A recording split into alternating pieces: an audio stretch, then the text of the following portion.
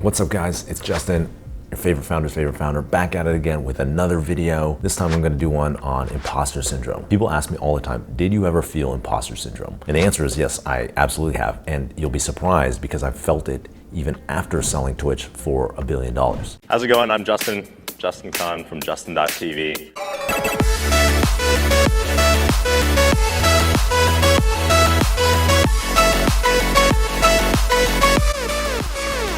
Like when you're in a startup, it is easy to feel like everyone else is crushing it when you are drowning. And that's because they're saying, I'm crushing it. Every time you see anybody, they're like, I'm crushing it, I'm crushing it, I'm crushing it. Or you're reading TechCrunch, it's like, this guy raised money at $1 billion valuation. This guy raised money at a $2 billion valuation. This girl raised money at a $5 billion valuation. You know, so the comparison is part of human nature, and you're always out there seeing just the good news. You're just seeing the examples of everyone winning. This is an information asymmetry problem because you're seeing everybody is out there putting all the things that are going well for them into the world, and you're seeing the whole range of experiences that you're having, some of which are good and some of which are not so good. That's human nature. There's always gonna be things that are going well, and there's gonna be things that aren't going that well. I mean, that's one of the reasons that I started the Quest podcast, is I want to give people the complete picture into the lives of successful people, including the things that didn't go so well for them, which anybody who has been through the journey knows were many things. But that being said, knowing that other people struggle conceptually doesn't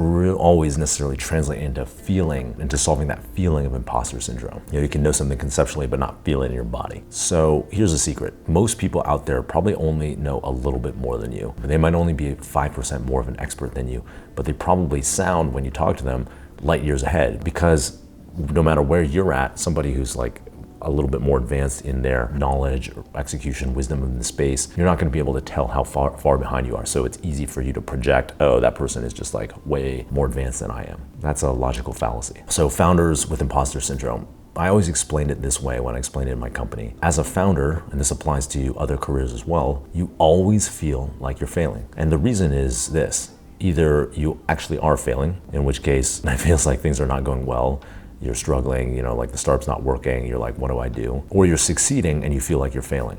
And the reason this happens is because when you're succeeding as a founder or any career or job that's high growth, it feels like you're drowning because you're always forced to do something new that you haven't done yet. So when you're a founder and you know, the first thing that you do is you figure out how to build your product, and then you launch a product out there and now you don't have any customers. So you're like, oh, I gotta go get some sales and do some sales. So you go manually door to door and convince some people to try your thing.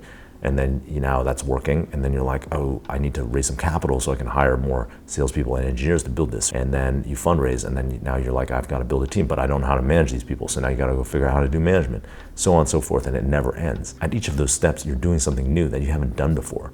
And so of course you're going to feel like you're failing, and that's going to make you feel like an imposter. You're going to look at all these other founders out there who seem like they're growing their sales team successfully, fundraising successfully, getting PR, hiring people, whatever it is, and you're going to say, man, those guys are experts. Like, how do they know how to do all of this? And I don't know how to do shit. This is true even if you're just working a 9 to 5. You start off as an independent contributor, an IC in your job, and you're becoming a really good programmer, right? And then you get rewarded. Your company's like, this guy's doing really good. You get great performance reviews. And then all of a sudden now you get an opportunity to be an engineering lead.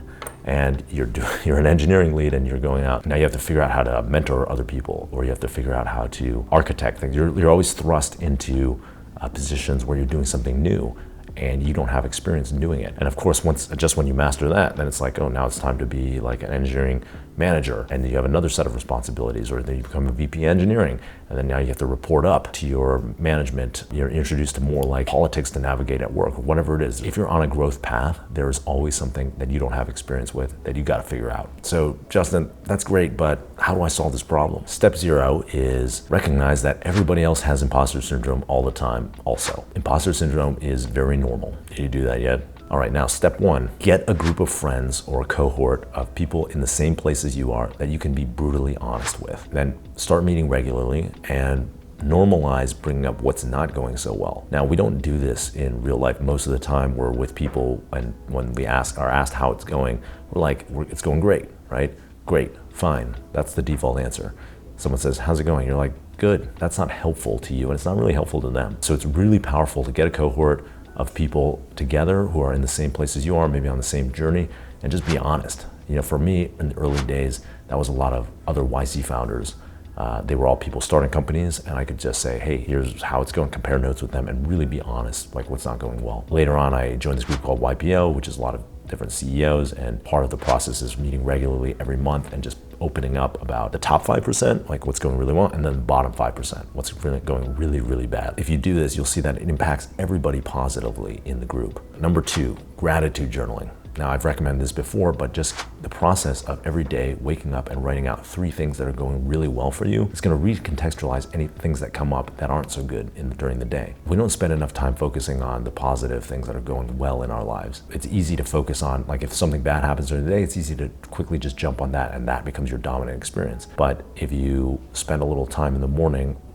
thinking about what's going well, and I guarantee you, if you're able to watch this video, like on YouTube, on your iPhone, like things are going pretty well for you in a lot of different ways. Number 3, ask yourself, well, if this bad thing that I think is true, or if this bad thing that I worry about happens, what actually will be the consequence of that? So your company fails because you're an imposter. What's gonna happen? Like, is your life over? No, you're probably just gonna go get a very high paid job at Facebook. You get a job, then what happens? Well, you spend a couple of years there and try again. It's not the end of the world. Or you fuck up this project. What happens? Well, you maybe don't get promoted, you don't get raised, and then you just keep working and you grind it out, you get another chance. Things are never as bad as they seem. There's always more opportunities in the future, and whenever a door closes, another one opens. Number 4, get the fuck off social media. Social media is like a party where everyone's in a circle telling each other how they're crushing it, which is lame. But they're not always crushing it. In fact, most of the time they're not. You're just seeing the top 5% of everybody's lives. You're not seeing the whole picture. Social media is like sugar. It's good in small doses, but if you eat it every day, you're gonna get diabetes. Number 5, how do you avoid self-critical thoughts that creep in and tell you you're not good enough, you're not doing things right, you're gonna fail? The only answer is meditation. You've gotta just sit there and practice watching things in your experience come and go, right? Thoughts being one of them as well. Often we identify with our thoughts, but if you spend enough time practicing, you'll realize that thoughts are just like any other physiological sensation.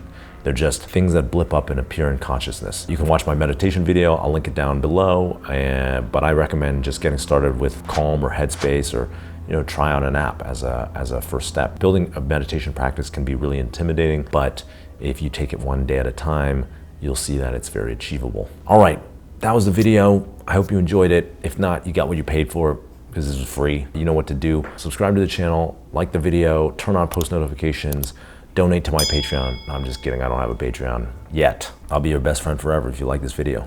I promise. Send me bubble tea. I should make a keto bubble tea. Keto bubble tea, this is a $1 billion idea right here. We just dropped it on you. Keto bubble tea. If you start that company, I won't fund it, but I'll be a customer.